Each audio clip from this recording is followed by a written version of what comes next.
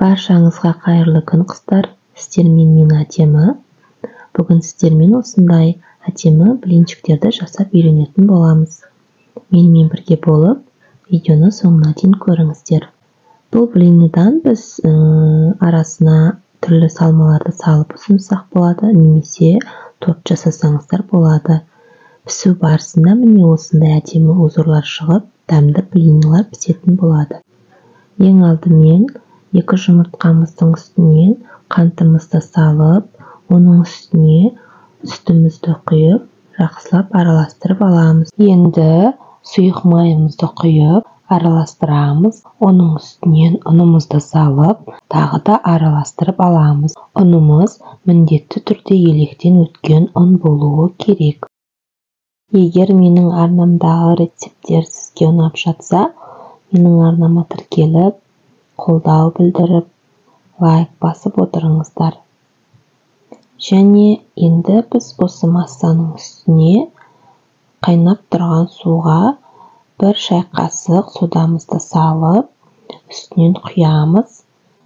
1 келкі масса шыққанша блинчиктің көмегімен жақсылап араластырып аламыз. Біздің блинчиктеріміздің құрамы осындай болуы қажет, міне сұйықтау. Енді осы блинларымызды қызып тұрған табамызға құйып, 2 бетін аударып, пісіріп алатын боламыз.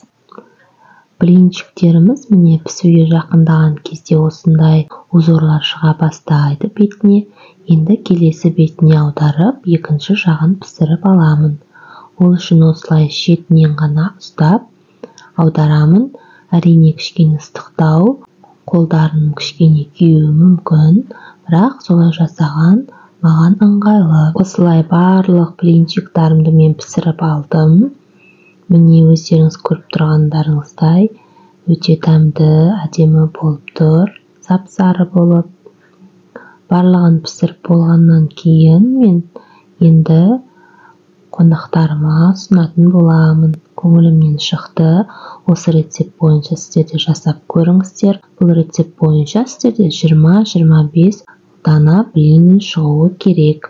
Барлықтарыңызға ас болсын. Менімен бірге болыңыздар. Менің келесі рецепттерімде кездескенше аман сау болыңыздар. Маған қолдау білдіріп, арнама тіркеліп отырыңыздар.